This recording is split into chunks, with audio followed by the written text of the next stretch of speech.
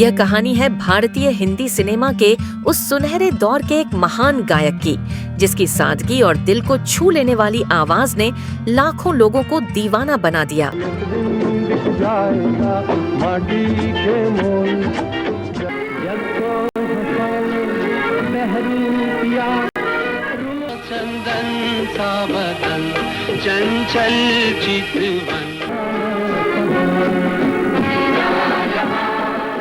बहुत कम उम्र में तमाम विरोधों के बावजूद उन्होंने चोरी छिपे संगीत सीखना शुरू किया और अपने छोटे से करियर में एक से बढ़कर एक हिट गाने दिए और उनकी मौत ने राज कपूर को भीतर से तोड़कर रख दिया था। उनकी जिंदगी में प्यार इतना गहरा था कि वह घंटों तेज बारिश में सिर्फ अपनी प्रेमिका की एक झलक पाने के लिए खड़े रहे और अपने जन्मदिन पर परिवार के विरोध के बावजूद फिल्मी अंदाज में अपने प्यार का इजहार किया।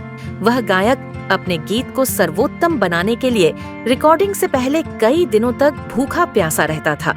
उसकी आवाज में ऐसा जादू था कि लोग उसे सुनकर अपनी तकलीफें भूल जाते थे।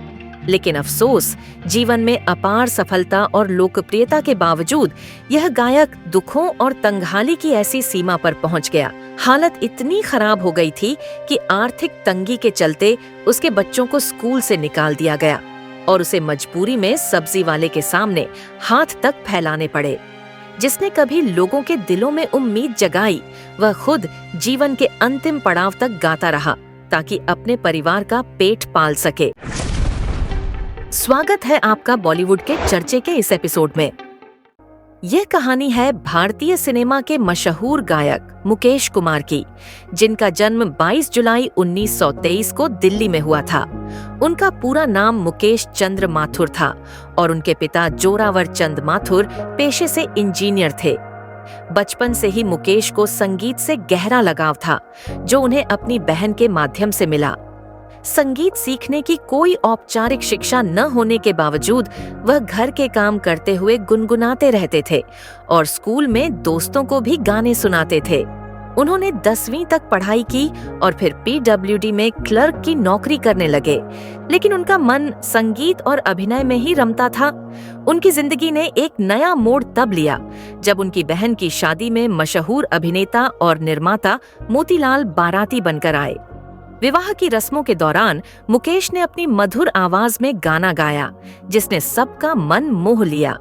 मोतीलाल उनकी आवाज से इतने प्रभावित हुए कि उन्होंने मुकेश को मुंबई चलने का प्रस्ताव दे दिया, जिससे मुकेश बेहद खुश तो हुए, लेकिन अपने पिता की मंजूरी को लेकर चिंतित भी थे।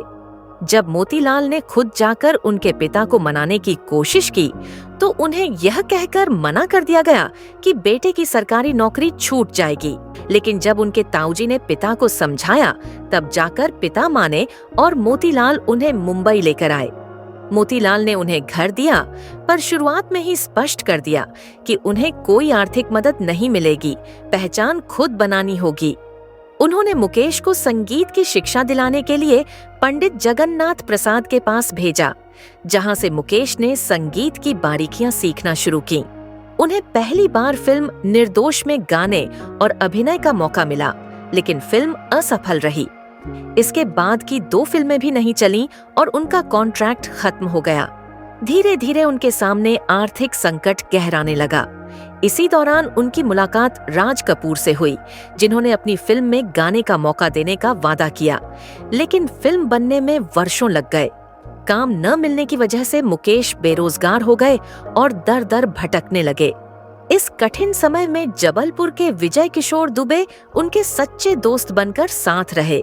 मुकेश बार बार काम के लिए ठुकराए जाते रहे। किसी ने कहा वापस घर लौट जाओ, तो किसी ने तिरस्कार किया। इसी बीच बांसुरी वादक पन्ना लाल घोष ने उन्हें मौका देने की बात कही, जिससे मुकेश को थोड़ी उम्मीद बंधी, लेकिन रिकॉर्डिंग से पहले ही उन्हें गाने से मना कर दिया गया, क्योंकि कंपनी के गायक इसके विरोध में थे। ये उनके लिए एक और बड़ा झटका था, लेकिन उन्होंने हार नहीं मानी और अपने संघर्षों को जारी रखा, यह तय करते हुए कि वह लौटने के बजाय संघर्ष का रास्ता ही चुनेंगे। मुकेश कुमार के जीवन में संघर्ष का दौर तब और कठिन हो गया जब पैसे की तंगी ने उन्हें मजबूर किया कि वे जो भी काम मिले उसे करें। इसी वजह से वे सेल्समैन बन गए और अलग अलग उत्पादों का प्रचार करते हुए थोड़ा बहुत पैसा कमाने लगे। इस दौरान वे लगातार ऑडिशन भी देते रहे। मोतीलाल उनकी मेहनत और आत्मनिर्भरता से बेहद प्रभावित थे।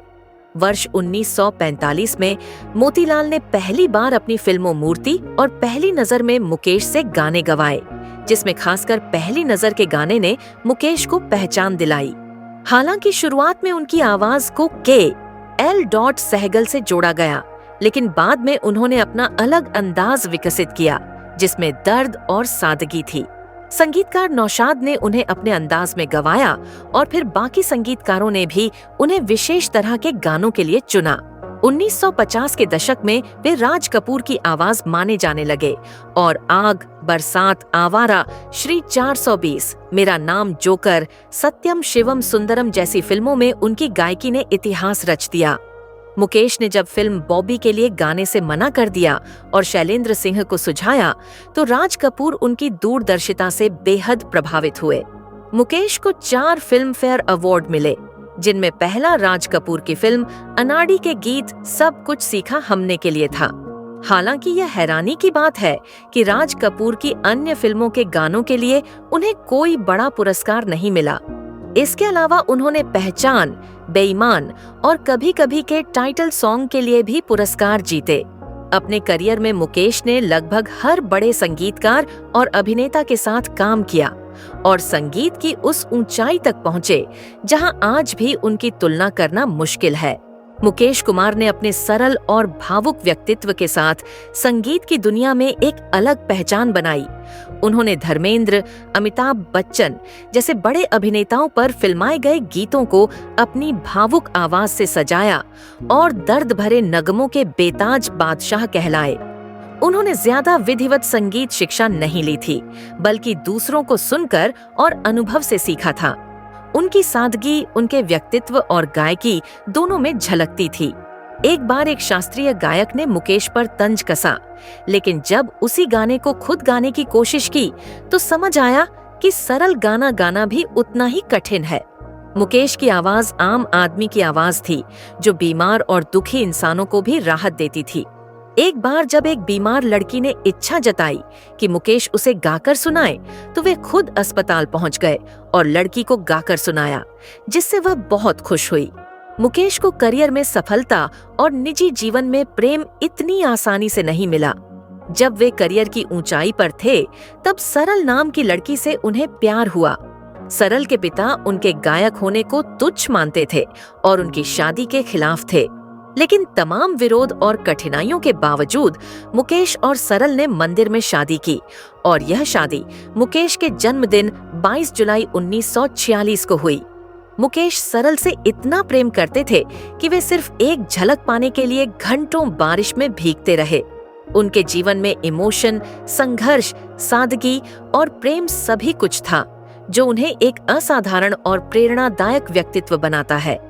मुकेश कुमार की जिंदगी संघर्ष, सादगी और संगीत से भरी एक प्रेरणादायक यात्रा रही। शादी के बाद उनके 5 बच्चे हुए, जिनमें नितिन मुकेश ने भी पिता की राह पर चलकर पार्श्व गायन में नाम कमाया। मुकेश को न सिर्फ भारत बल्कि विदेशों में भी बहुत प्यार मिला और वे कई देशों में कंसर्ट करने गए।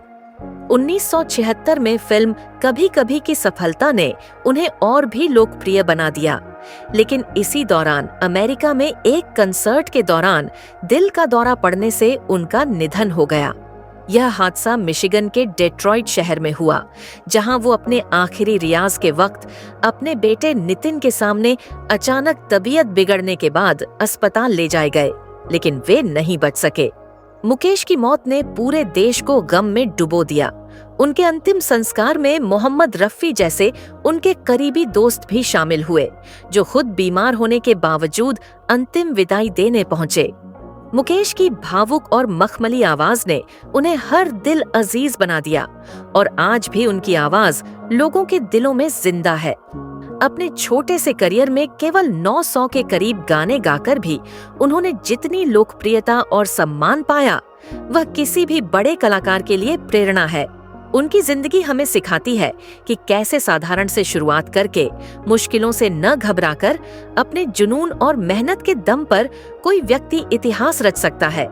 मुकेश की सादगी, भावुकता और समर्पण उन्हें एक नायाब इंसान और कलाकार बनाती है, जिन्हें भुला पाना नामुमकिन है।